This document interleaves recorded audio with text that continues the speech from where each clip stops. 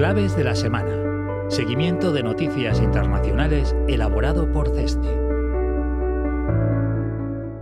La organización Transparencia Internacional ha publicado una nueva edición del Índice de Percepción de la Corrupción que clasifica en una escala de 0 a 100 a 180 países y que ha expuesto unos resultados desalentadores. Y es que más de 2/3 partes de los países tienen un problema grave de corrupción. Se observa un deterioro significativo de la puntuación en territorios como Luxemburgo, Canadá, Reino Unido, Austria, Pakistán o Guatemala. En el lado opuesto se ubican países como Irlanda, Corea del Sur o Armenia, que registraron importantes mejoras. El organismo también apunta a un notable incremento de la violencia y la conflictividad en el mundo, un aspecto que vincula directamente con la corrupción.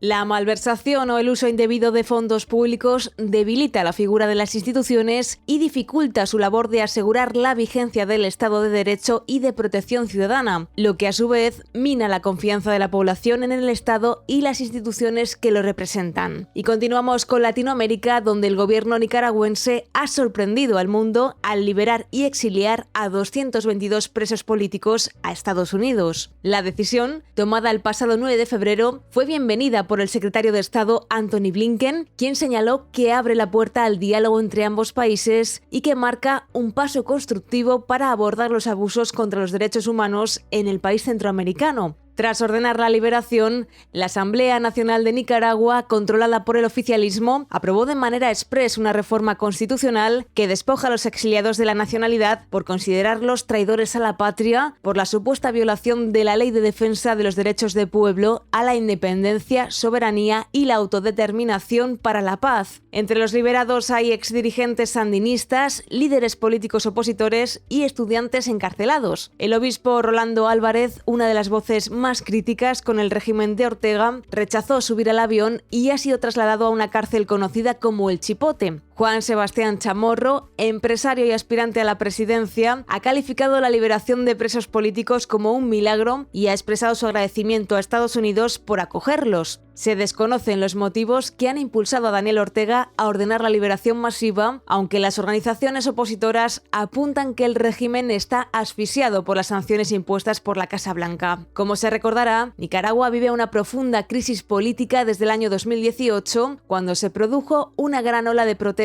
en contra del gobierno de Daniel Ortega, que fue duramente reprimida por las autoridades. La situación se agravó a finales del año 2021, cuando el presidente fue reelegido para un cuarto mandato consecutivo en unos comicios considerados fraudulentos por gran parte de la comunidad internacional. Fijamos ahora la mirada en Asia, donde Pakistán vive una situación límite. La misión del fondo concluyó el 9 de febrero las conversaciones previstas con las autoridades sin alcanzar un preacuerdo sobre la liberación del último tramo del programa, que data de julio de 2019. Recordemos que Pakistán consiguió que el acuerdo volviera a ponerse en marcha el pasado mes de agosto, tras un largo parón, y se prorrogase hasta junio de 2023. Sin embargo, según el nuevo calendario, la revisión vinculada al desembolso del último tramo debería haber concluido antes de finales del año pasado. El fondo afirma que en la práctica las conversaciones continuarán en los próximos días, aunque el ministro de Finanzas, Isaac Dar, señaló que el gobierno mantendría una reunión virtual con funcionarios del fondo el 13 de febrero, cualquier acuerdo necesitará la aprobación del directorio ejecutivo del FMI antes de poder desembolsar el dinero, lo que alarga los plazos y coloca al país en una situación límite ante la precaria situación financiera. Las reservas de divisas del Banco Central eran inferiores a 3.000 millones de dólares el pasado 3 de febrero, lo que supone apenas 3 semanas de importaciones de bienes y servicios. Y volvemos una semana más hasta Rusia para lanzar una pregunta. ¿Están funcionando las sanciones? Tras la invasión de Ucrania, gran parte de las democracias occidentales acordaron la imposición de un paquete de sanciones sin precedentes contra el país. Entonces, los líderes occidentales aseguraron que significaría su hundimiento y el aislamiento internacional. En cambio, cerca de un año después, las sanciones no solo no han supuesto el declive de Rusia, sino que su superávit por cuenta corriente se encuentra en máximos absolutos. Se estima que la balanza por cuenta corriente rusa arroja un superávit aproximado de 227.000 millones de dólares. Si bien se trata de datos aproximados, ya que las autoridades rusas dejaron de publicar estadísticas al estallar la guerra, los datos reales podrían ser incluso mayores. Por su parte, China destaca como uno de los principales beneficiados del bloqueo occidental. Entre marzo y septiembre de 2022, los intercambios comerciales entre ambas regiones se incrementaron en más de 27.000 millones de dólares frente al volumen registrado en 2021. El aumento se atribuye fundamentalmente al incremento de las exportaciones de Rusia a China. Sin embargo, también han crecido las importaciones procedentes de China. Destacan, por ejemplo, las importaciones rusas de semiconductores o circuitos electrónicos, que han aumentado hasta los 2.450 millones de dólares entre enero y septiembre de 2022 respecto al mismo periodo del año anterior. Estados Unidos prohibió en septiembre de 2022 la exportación de este tipo de bienes muy valiosos para el desarrollo de tecnologías avanzadas o su uso militar. Sin embargo, se cree que Rusia ha logrado sustituir a los proveedores tradicionales de Holanda, Alemania o Corea del Sur por fabricantes en China o Hong Kong.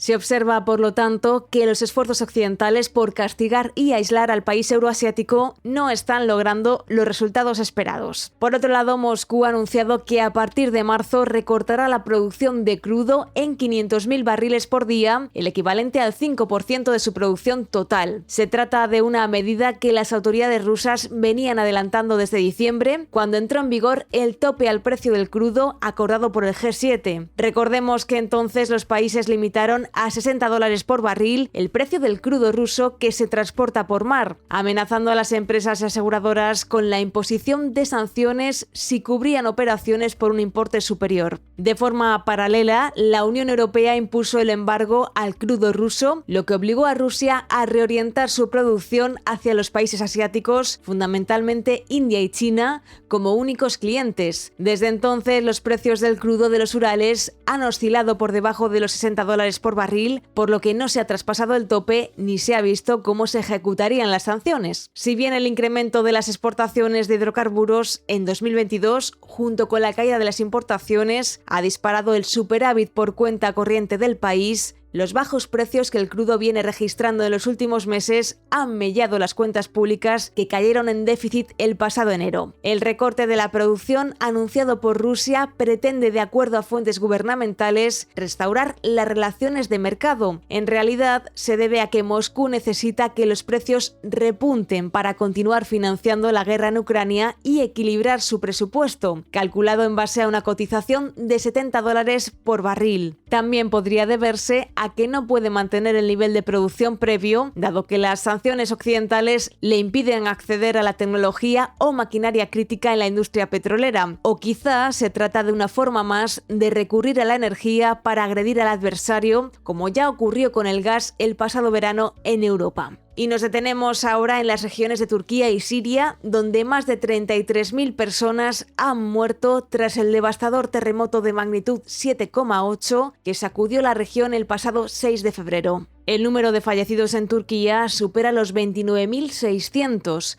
según cifras oficiales emitidas el pasado domingo. Por su parte, en Siria hay más de 3.500 víctimas mortales y de ellas más de 2.100 se encuentran en las zonas controladas por los rebeldes en el noroeste y 1.400 en las zonas controladas por el gobierno. Más allá de la tragedia humana, el impacto sobre las infraestructuras ha sido también considerable. En Turquía se han derrumbado más de 6.000 edificios, mientras 2 aeropuertos y varias carreteras y puentes han resultado dañados, las líneas telefónicas se han interrumpido y hay cortes de electricidad en muchas zonas. También habrá consecuencias para la economía, aunque todavía son difíciles de prever. Las 10 provincias afectadas se encuentran entre las más pobres de Turquía, pero representan el 15% de la población del país y el 9% del PIB turco. Estas regiones son claramente significativas, pero según los analistas, el impacto económico será relativamente limitado y de corta duración. Otro asunto bien distinto son las implicaciones políticas, especialmente para el presidente Erdogan. Dada la historia de terremotos en Turquía, hay posturas críticas que se preguntan si el gobierno estaba lo suficientemente preparado y si la respuesta ha sido demasiado lenta o errónea en los días posteriores. Estas cuestiones son especialmente importantes para el mandatario turco, ya que aspira a la reelección en las elecciones que tendrán lugar en mayo. Las encuestas apuntan actualmente a una ajustada victoria, pero la eficacia de la respuesta a la catástrofe y la posterior reconstrucción pueden variar la voluntad de voto en los próximos meses. En cambio, en Siria, el terremoto podría contribuir a reducir el aislamiento internacional del presidente Assad. El secretario general de la ONU, Antonio Guterres, ha pedido la apertura de más pasos fronterizos entre Turquía y Siria, al tiempo que ha reconocido que la gravedad de la crisis requiere que se permita el flujo de ayuda internacional a través de Damasco.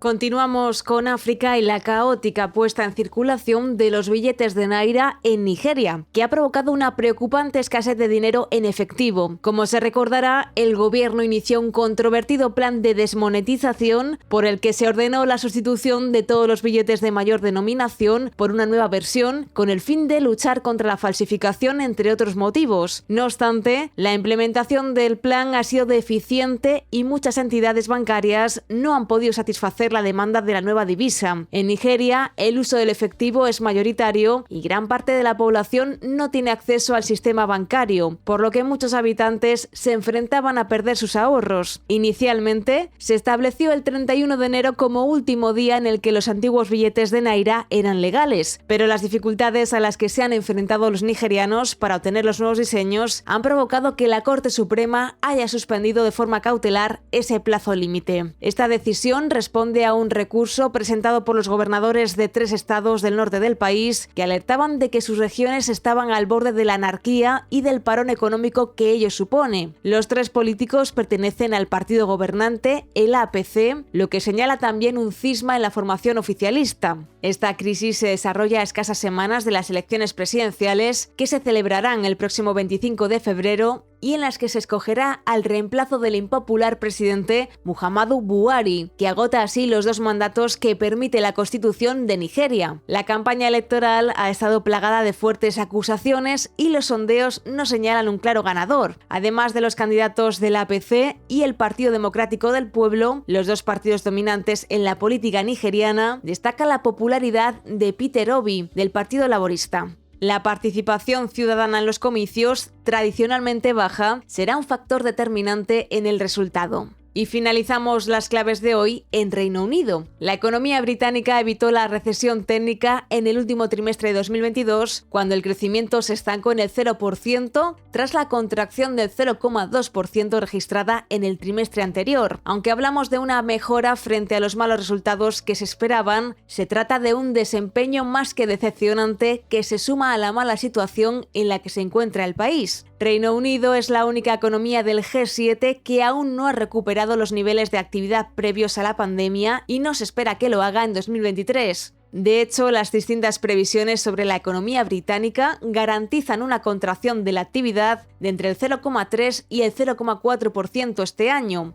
Todo ello en un contexto en el que las familias se enfrentan a una crisis del coste de la vida, con la inflación por encima del 9% en enero y los trabajadores del sector público paralizando el país con una oleada de huelgas en las que demandan subidas salariales. La situación política no es más alentadora. El gobierno que preside Rishi Sunak, el conservador que sustituyó el desastre causado por Liz Truss, no tiene demasiado carisma y se le acusa de estar condenando a Reino Unido al estancamiento económico. De hecho, todas las encuestas apuntan a la entrada de los laboristas en el próximo gobierno, pese a que aún faltan 2 años para la celebración de elecciones en Reino Unido.